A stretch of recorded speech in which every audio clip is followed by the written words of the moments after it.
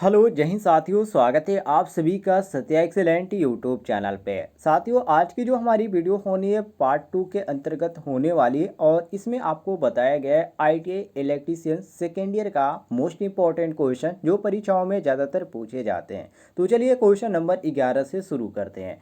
Question number 11 में पूछा जा रहा है कि गतिशील रूप से प्रेरित ईएमएफ के लिए सूत्र क्या होता है। साथियों, जो यहाँ पर ईएमएफ होता है इसका पूरा नाम क्या होता है? इलेक्ट्रोमोटिव फोर्स होता है। क्या होता है साथियों? इलेक्ट्रोमोटिव फोर्स होता है। और इसमें पूछ रहा है कि इलेक्ट्रोमोटिव फोर्स के लिए सूत्र क्या होगा। तो साथियों, इसमें जो सूत्र होता है वो आपका होता है ई बराबर आपका होता है BLV साइन थीटा। क्या होता है साथियों? VLB साइन थीटा होता है। तो यहाँ पर आपका सही हो जाता है क्वेश्चन के अनुसार ऑप्शन नंबर सी बिल्कुल करेक्ट आंसर। आगे बढ़ते हैं क्वेश्चन नंबर 12 पे, जिसमें पूछा जा रहा है कि चुंबकीय क्षेत्र की दिशा ज्ञात करने के लिए किस नियम का उपयोग किया जाता है। चुंबकीय क्षेत्र की दिशा ज्ञात करने के लिए आप जो नियम उपयोग करते हैं उसको बोला जाता है फ्लोमिंग राइट हैंड रूल, मतलब कि फ्लोमिंग के दाहिने हाथ का नियम। तो यहाँ पर आपका सही हो जाता है डी ऑप्शन बिल्कुल करेक्ट आंसर मिला लीजिएगा।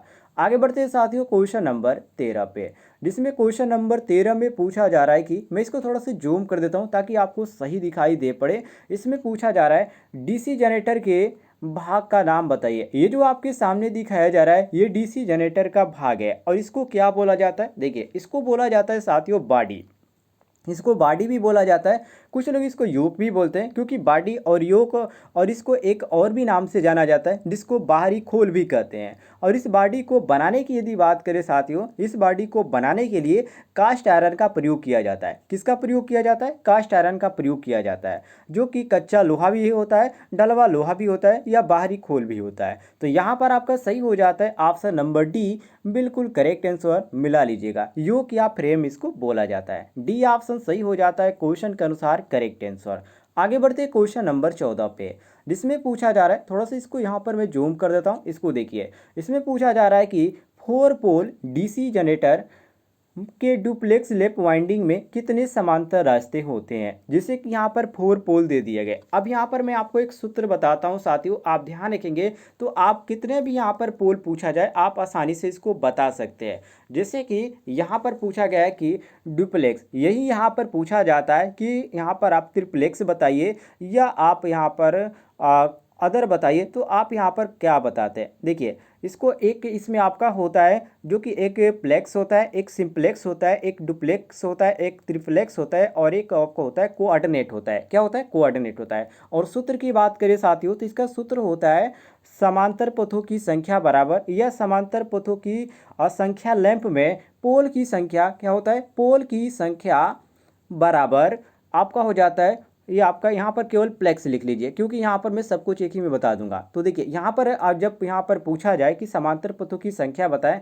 तो आप यहाँ पर ध्यान देना है कि आपसे इसमें प्लेक्स की जगह क्या पूछा जा रहा है, सिंप्लेक्स पूछा जा रहा है या टूप्लेक्स पूछा जा रहा है या आप ट्रिप्लेक्स पूछा जा रहा है या कोऑर्डिनेट पूछा जा रहा है। तो आपको करना क्या है? देखिए, इसमें पूछा जा रहा है क्या? डुप्लीकेट्स, तो डुप्लीकेट्स पूछा जा रहा है। तो आपको क्या करना है? देखिए, डुप्लेक्स के लिए क्या करते हैं, इसमें 2 से गुणा कर देते हैं। क्या करते हैं साथियों? 2 से गुणा। और सिंप्लेक्स के लिए आपको 1 उससे गुणा करते हैं। और आपका जो एक आपका होता है ट्रिप्लेक्स, उसमें आप 3 से गुणा कर देते हैं। और यदि कोऑर्डिनेट यहाँ पर बात किया जाए तो आप 4 से गुणा कर देते हैं। तो यहाँ पर डुप्लेक्स पूछा जा रहा है तो 4 गुणे आप 2 करेंगे। 4 गुणे जब आप 2 करेंगे तो आपका कितना आ जाएगा? 8 आ जाएगा। तो यहाँ पर आपका सही हो जाता है ऑप्शन नंबर सी बिल्कुल करेक्ट आंसर मिला लीजिएगा। कोई भी कंफ्यूजन होता है क्वेश्चन में तो आप पूछ लीजिएगा, आपको जानकारी मिल जाएगी। आगे बढ़ते हैं साथियों क्वेश्चन नंबर 15 पे। ये थोड़ा सा क्वेश्चन को जूम कर देता हूँ। ये देखिए, इसमें पूछा जा रहा है कि डीसी जनरेटर के भाग का नाम बताइए।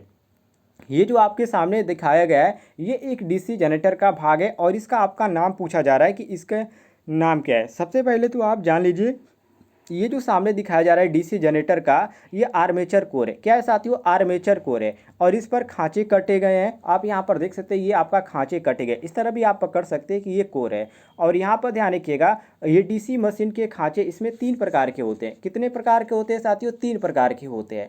और इसमें कौन कौन सा प्रकार हो जाता है? एक आपका क्लोज होता है जिसको बंद बोला जाता है, ठीक है। क्लोज आपका हो जाता है एक जिसको बंद बोला जाता है, और दूसरा आपका हो जाता है, मैं यहाँ पर क्रम वाइज लिख देता हूँ, यहाँ पर मान लीजिए आपका 3 हो जाते हैं, तो यहाँ पर आपका एक हो जाता है क्लोज, ठीक है, और दूसरा आपका हो जाता है सेमी क्लोज, और तीसरा जो होता है आपका ये हो जाता है ओपन, मतलब जिसको खुला बोला जाता है। पहला को बोला जाता है क्लोज, जिसको बंद बोला जाता है। दूसरा जो सेमी क्लोज होता है उसको अर्ध बंद बोला जाता है, और जो तीसरा आपका हो जाता है ये खुला हो जाता है। तो ये साथियों हो जाते हैं क्या, इसको क्या बोला जाता है, डीसी मशीन के खांचे के 3 प्रकार। तो इसको भी आप ध्यान रखिएगा। बाकी यदि क्वेश्चन के अनुसार बात करें तो यहाँ पर आपका सही हो जाता है ऑप्शन नंबर डी, बिल्कुल correct answer, armature core lamination, ध्यान रखिएगा। तो डी ऑप्शन हमारा क्वेश्चन के अनुसार बिल्कुल करेक्ट आंसर हो जाएगा। दोस्तों यदि आप इस तरह के डेली क्वेश्चन प्राप्त करना चाहते हैं तो नीचे आपको एक रेड कलर का बटन दिख रहा होगा सब्सक्राइब वाला, उसको जरूर दबाएं, और बगल में घंटी वाला आइकन को दबाकर ऑल नोटिफिकेशन पे क्लिक करें, ताकि हमारी हर एक वीडियो आपके मोबाइल तक पहुंचे और उसका आप लाभ उठा पाएं।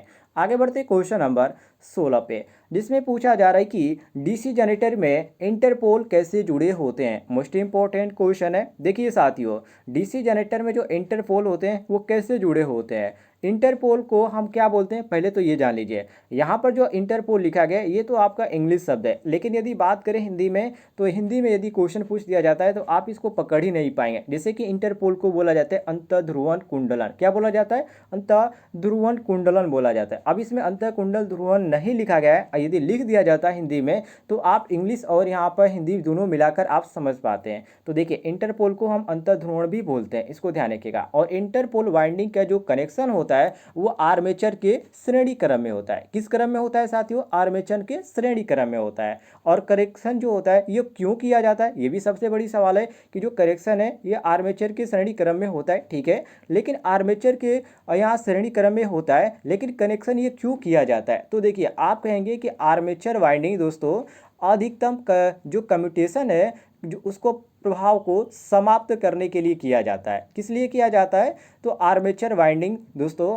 अधिकतम कम्यूटेशन समाप्त करने के लिए किया जाता है। और इंटरपोल की यदि संख्या की बात करें तो आप ध्यान रखिएगा, एक इसका स्टेटमेंट ये है, तथ्य ये है कि इंटरपोल की संख्या मुख्य पोल के समान होती है, और ये जो होता है मुख्य पोल की तुलना में 1/3 कितना होता है साथियों, 1/3 आकार की होती है। इसको भी ध्यान रखिएगा। और एक और बात इसकी ये ध्यान रखिएगा, ये जो होता है समांतर रूप में स्थापित किए जाते हैं, हमेशा क्या किए जाते हैं, सॉरी एकांतर रूप में, किस रूप में, एकांतर रूप में स्थापित किए जाते हैं। और इनका यदि वर्क की बात करें कि इसका काम किस लिए होता है, तो देखिए इसका काम होता है स्थैतिक विद्युत वाहक बल जो स्पार्किंग होता है उसके कारण ये बनता है, जो समाप्त करने का ये कार्य करता है। और ये जनरेटर की 20 से 25% जो यहाँ पर होती है दक्षता उसको क्या करता है, इंक्रीज करता है। क्या करता है, इंक्रीज मतलब कि बढ़ा देता है। तो इसको भी आप नोट कर लीजिएगा। तो यहाँ पर आपका सही हो जाता है क्वेश्चन के अनुसार ऑप्शन नंबर ए, बिल्कुल करेक्ट आंसर, आर्मेचर के श्रेणी के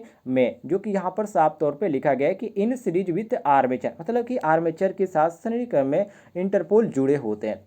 तो ये आपका यहाँ पर क्लियर हो गया होगा। आगे बढ़ते हैं क्वेश्चन नंबर 17 पे, जिसमें साथियों पूछा जा रहा है कि 100 उत्तेजित डीसी जनरेटर में अवशिष्ट चुंबकत्व की आवश्यकता क्या है। मोस्ट इंपॉर्टेंट क्वेश्चन है। देखिए साथियों, यहाँ पर सेल्फ जनरेटर कब होगा, सबसे पहले तो ये जान लीजिए। इसमें जो आपका सही होगा वो तो आपका हो जाएगा यहाँ पर जो कि बिल्ड अप द वोल्टेज, माने वोल्टेज का निर्माण करना, ये आपका बिल्कुल सही हो जाता है। लेकिन यहाँ पर ध्यान रखिएगा दोस्तों, सेल्फ जनरेटर कब होता है, जब अपने आप जनरेटर स्टार्ट होकर वोल्टेज बनाता है या वोल्टेज उत्पन्न करता है या वोल्टेज बनाना स्टार्ट कर दे, तो अपने आप स्टार्ट होने के लिए फील्ड वाइंडिंग में कुछ फ्लक्स की मात्रा हमेशा परमानेंट होती है। तो वोल्टेज बनाने के लिए जनरेटर में अवशिष्ट चुंबकत्व की आवश्यकता होती है। ठीक है, क्या होती है, इसकी आवश्यकता होती है। तो वही जो वोल्टेज की आवश्यकता होती है, अवशिष्ट चुंबकत्व की आवश्यकता होती है इसमें वोल्टेज बनाने के लिए, तो उसी को यहाँ पर कह रहा है कि वोल्टेज बनाने के लिए या वोल्टेज का निर्माण करने के लिए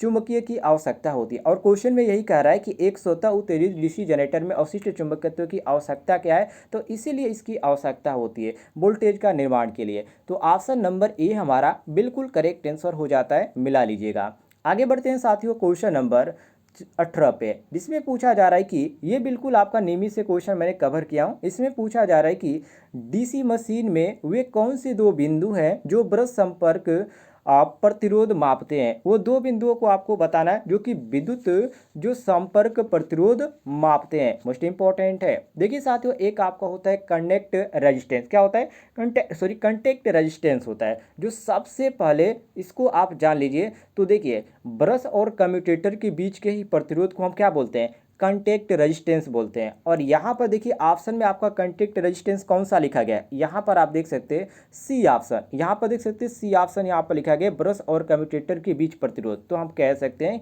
कि जो कंटेक्ट रेजिस्टेंस होता है वो सबसे पहले यहाँ पे इसके बारे में जान लीजिए कि ब्रश व कम्यूटेटर के बीच के प्रतिरोध को कंटेक्ट रेजिस्टेंस करते हैं। और इसमें यही पूछा रहा है कि डीसी मशीन में वे कौन से दो बिंदु हैं जो ब्रश संपर्क प्रतिरोध को मापते हैं। तो यहाँ पर आपका सही हो जाता है सी ऑप्शन करेक्ट आंसर, कि ब्रश और कम्यूटेटर के बीच प्रतिरोध जो मापते हैं, यही आपका हो जाता है सी ऑप्शन करेक्ट आंसर।